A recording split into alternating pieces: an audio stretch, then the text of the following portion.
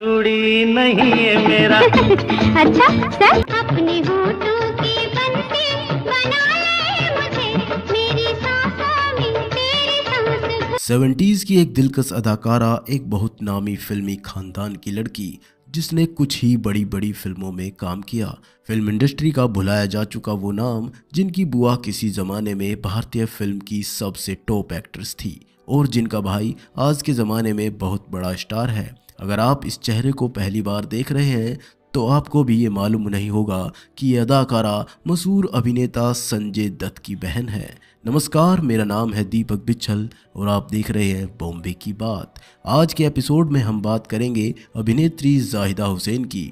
जाहिदा के फिल्मी करियर की बात करेंगे, मगर उससे पहले बात जाहिदा के शुरुआती ज़िंदगी की करते हैं। जाहिदा का जन्म हुआ था 9 अक्टूबर 1944 को मुंबई में। जाहिदा की दादी भी अपने दौर में एक फिल्म इंडस्ट्री का बहुत बड़ा नाम थी और वो पहली महिला थी जिन्होंने भारतीय फिल्म इंडस्ट्री में बतौर म्यूज़िक डायरेक्टर अपने करियर की शुरुआत की थी। हालांकि वो खुद भी एक बहुत अच्छी गायिका थी और फिल्में भी प्रोड्यूस करती थी। कहते हैं कुछ एक फिल्मों में तो जाहिदा की दादी ने एक्टिंग भी की थी और कई दफ़ा वो फिल्मों की कहानियां भी लिखा करती। उनका नाम था जद्दन बाई। जी हाँ, खूबसूरत और ज़बरदस्त अदाकारा रही नरगिस दत्त की मां जद्दन बाई, यानी नरगिस दत्त जाहिदा की बुआ हुई। जाहिदा के पिता अख्तर हुसैन नरगिस के सौतेले भाई थे।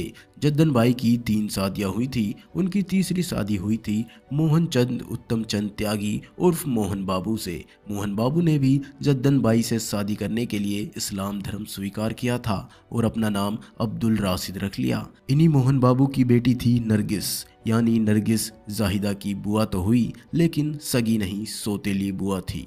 जाहिदा के पिता अख्तर हुसैन भी अपने वक्त के नामी फिल्म प्रोड्यूसर हुआ करते थे। उस जमाने में रंग महल नाम के स्टूडियो के मालिक अख्तर हुसैन ही थे, जबकि इनकी मां इकबाल बेगम एक हाउसवाइफ थी। जाहिदा के 4 भाई और 3 बहनें थी। जाहिदा एक फिल्मी परिवार में पैदा हुई थी, तो बचपन से ही उन्होंने फिल्मी माहौल को काफ़ी करीब से देखा था और महसूस किया था। छोटी उम्र से ही उन्होंने फिल्मों में काम करने का मन बना लिया था। हालांकि शुरुआत में नरगिस नहीं चाहती थी कि जाहिदा फिल्मों में आए। नरगिस को लगता था कि जाहिदा कुछ ज़्यादा ही इमोशनल है और ऐसे लोगों के लिए फिल्म इंडस्ट्री में जाना एक गलत फैसला साबित हो सकता है। हालांकि नरगिस के इस विचार से जाहिदा सहमत नहीं थी, इसलिए उन्होंने साफ कर दिया कि वो फिल्मों में काम करने का अपना ख्वाब ज़रूर पूरा करेंगी। भतीजी का मजबूत इरादा भांपकर नरगिस ने भी उन्हें फिल्मों से दूर रहने की सलाह देना बंद कर दिया। जाहिदा का परिवार फिल्मी था, तो घर पर फिल्मी दुनिया से जुड़े लोगों का आना जाना लगा रहता था। यही वजह थी कि जब जाहिदा बड़ी होने लगी तो उनके घर आने जाने वाले डायरेक्टर प्रोड्यूसर ने उनके पिता से कहना शुरू कर दिया था कि अब जाहिदा को फिल्मों में काम करने की छूट मिलनी चाहिए। ऐसे ही लोगों में से एक थे गुरदत्त साहब। गुरदत्त जाहिदा को अपनी फिल्म कनीज में लॉन्च करना चाहते थे। गुरदत्त तो जाहिदा का स्क्रीन टेस्ट लेने की पूरी तैयारी भी कर चुके थे, लेकिन उन दिनों गुरदत्त की छवि कुछ अच्छी नहीं थी। उनके बारे में कहा जाता था कि वो नई नई लड़कियों को लॉन्च करने की बड़ी बड़ी घोषणाएं करके फिर खामोश बैठ जाते हैं। तो जाहिदा ने गुरदत्त साहब का ये ऑफर कभी गंभीरता से नहीं लिया। प्रोड्यूसर और डायरेक्टर्स के बार बार कहने पर जाहिदा के पिता अख्तर हुसैन ने जाहिदा को फोटो शूट के लिए अपने स्टूडियो बुलाया। पिता के कहने के मुताबिक एक दिन जाहिदा स्टूडियो पहुंच गई। वहां उनकी मुलाकात उस वक्त के नामी सिनेमेटोग्राफर फली मिस्त्री से हुई। फली मिस्त्री को उस वक्त जाहिदा की तस्वीरें बहुत पसंद आई। जाहिदा उस दौरान महज 15-16 साल की थी। अगले दिन सुबह उन्होंने जाहिदा के पिता से फिल्म साजन की गलियां में जाहिदा को हीरोइन का रोल मिलने की बात बताई। अख्तर हुसैन ने भी फौरन हाँ कर दिया, लेकिन बजट की कमी की वजह से ये फिल्म कभी नहीं बन पाई। उसके बाद कई दिन गुजर गए और जाहिदा को कोई नया ऑफर भी नहीं मिला। एक दिन जाहिदा रात और दिन नाम की फिल्म की शूटिंग देखने के लिए गई। उस फिल्म में जाहिदा की बुआ नरगिस काम कर रही थी और फिल्म में जाहिदा के पिता अख्तर हुसैन ही पैसा लगा रहे थे। जिस स्टूडियो में इस फिल्म की शूटिंग चल रही थी उसमें ही दूसरे फ्लोर पर देवानंद अपनी फिल्म 3 देवियां की शूटिंग कर रहे थे।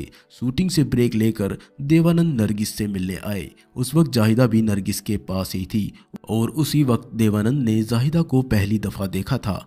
देवानंद को जब पता लगा कि जाहिदा नरगिस की भतीजी हैं तो उन्होंने जाहिदा को फिल्म में काम करने का ऑफर दिया और जाहिदा ने हाँ कर दिया। जाहिदा का जवाब सुनकर देवानंद काफ़ी खुश हुए और कुछ दिनों बाद देव साहब खुद पहुंच गए जाहिदा के घर। उन्होंने जाहिदा को अपनी फिल्म प्रेम पुजारी में सेकंड लीड एक्ट्रेस का रोल ऑफर किया। प्रेम पुजारी से ही देव साहब बतौर डायरेक्टर अपनी एक नई पारी फिल्म इंडस्ट्री में शुरू करने जा रहे थे। जाहिदा ने जब अपना रोल सुना तो वो रोल उनको काफ़ी पसंद आया और उन्होंने प्रेम पुजारी में काम करने के लिए हामी भर दी। फिल्म की शूटिंग शुरू हुई और दुनिया के कई देशों में इस फिल्म के लिए जाहिदा को देव साहब और फिल्म यूनिट के साथ ट्रेवल करना पड़ा। इसी बीच डायरेक्टर LB लक्ष्मण भी जाहिदा के पास अनोखी रात फिल्म का ऑफर लेकर आए। इस फिल्म में संजीव कुमार और परीक्षित साहनी थे और फिल्म के डायरेक्टर थे असित सेन। जाहिदा ने अनोखी रात साइन कर ली। प्रेम पुजारी की शूटिंग रुकी हुई थी, इसलिए जाहिदा ने अनोखी रात की शूटिंग शुरू कर दी। शूटिंग कंप्लीट हुई और साल 1968 में अनोखी रात फिल्म रिलीज भी हो गई थी, जबकि जाहिदा की साइन की हुई पहली फिल्म प्रेम पुजारी 2 साल बाद 1970 में रिलीज हुई। अनोखी रात तो बॉक्स ऑफिस पर एवरेज ही रही, लेकिन प्रेम पुजारी की काफ़ी चर्चा हुई। जाहिदा के किरदार और उनके काम को काफ़ी पसंद किया गया। इसी बीच वो देवानंद पर अपना दिल हार बैठी थी। देवानंद के लिए जाहिदा का प्यार इस कदर बढ़ गया था कि उन्होंने कई फिल्मों को ठुकरा दिया था। आखिर जाहिदा ने इन फिल्मों को ठुकराने का फैसला क्यों लिया था, तो आइए आपको बताते हैं। कहा जाता है कि फिल्म हरे रामा हरे कृष्णा का ऑफर भी जाहिदा ने ठुकरा दिया था। इस फिल्म में उन्हें देवानंद की बहन का रोल दिया गया था, लेकिन वह फिल्म में उनकी प्रेमिका बनना चाहती थी। ऐसा नहीं हो पाया तो उन्होंने फिल्म में काम करने से मना कर दिया। लेकिन इसके पीछे की असली वजह जब सामने आई तो पता लगा कि देवानंद ने उन्हें अपनी बहन जैनिस का रोल ऑफर किया था। जाहिदा तो ये रोल निभाने के लिए लगभग तैयार थी, लेकिन उनके बहनोई अमरजीत, जो कि खुद भी एक डायरेक्टर थे, उन्होंने जाहिदा से कहा कि लोग तुम्हें देवानंद की हीरोइन के रूप में देख चुके हैं, उनकी बहन के रूप में लोग तुम्हें स्वीकार नहीं कर पाएंगे और तुम्हारा करियर खत्म हो जाएगा। बहनोई की बात मानते हुए जाहिदा ने हरे रामा हरे कृष्णा फिल्म छोड़ दी और फाइनली ये रोल जीनत अमान के पास चला गया। प्रेम पुजारी फिल्म के रिलीज होने के बाद जाहिदा नवकेतन फिल्म्स की न्यू सेंसेशन बन गई थी। नवकेतन फिल्म्स की उस जमाने में बढ़िया रेपुटेशन थी। जाहिदा को भी नवकेतन फिल्म से जुड़ने के बाद बहुत प्यार और दुलार मिल रहा था। इसलिए जब सुशील मजूमदार जाहिदा के पास लाल पत्थर का ऑफर लेकर गए तो जाहिदा ने वो ऑफर भी ठुकरा दिया। हालांकि जाहिदा ने यह बताया कि उनकी इस फिल्म के एक सीन में राजकुमार अपना कुत्ता उन पर छोड़ने वाले थे, इसलिए उन्होंने इस फिल्म में काम नहीं किया। जाहिदा ने बताया कि उन्हें कुत्तों से बहुत डर लगता है और उन्होंने डायरेक्टर से सीन बदलने को भी कहा था, लेकिन जब डायरेक्टर नहीं माने तो जाहिदा ने इस फिल्म से भी किनारा कर लिया। फाइनली वो रोल हेमा मालिनी के पास चला गया। उस रोल को निभाने के बाद हेमा मालिनी का करियर ट्रैक पर आ गया था। जाहिदा को जितेंद्र की हमजोली भी ऑफर हुई थी, लेकिन उन्होंने उसे भी ठुकरा दिया। इतनी सारी फिल्म ठुकराने की वजह से लोग जाहिदा से चिढ़ने भी लगे थे। कुछ लोग तो जाहिदा को सबक तक सिखाना चाहते थे और इसके बाद जाहिदा को फिल्म के ऑफर मिलने बंद हो गए। बड़ी मुश्किल से उन्हें 3 चोर और प्रभात नाम की 2 फिल्में मिली थी, लेकिन दोनों ही फ्लॉप हो गई और जिसके बाद जाहिदा का हौसला टूट गया। उन्होंने अपने प्रेमी और बिजनेसमैन केसरी नंदन सहाय से शादी कर ली और फिल्म इंडस्ट्री को हमेशा हमेशा के लिए छोड़ दिया। शादी के बाद जाहिदा सिकवा और नीलिमा नाम की 2 फिल्मों में भी नजर आई थी, लेकिन ये उनके करियर का अंत ही साबित हुआ। जाहिदा अब मुंबई में अपने परिवार के साथ रहती हैं और अब वो दादी भी बन चुकी हैं और एक सुखी जीवन बिता रही हैं। साल 2002 में जाहिदा ने दूरदर्शन के जरिए एक दफ़ा फिर से एक्टिंग की दुनिया में वापसी की थी। दूरदर्शन के शो आम्रपाली में जाहिदा ने सालों बाद एक्टिंग भी की। इसके बाद इन्होंने कभी किसी और टेलीविज़न शो में काम नहीं किया। आपको जाहिदा हुसैन की ये कहानी कैसी लगी हमें कमेंट कर ज़रूर बताएं और आगे भी बॉलीवुड के ऐसे ही इंटरेस्टिंग किस्से सुनने के लिए हमारे चैनल को सब्सक्राइब करना बिल्कुल ना भूलें।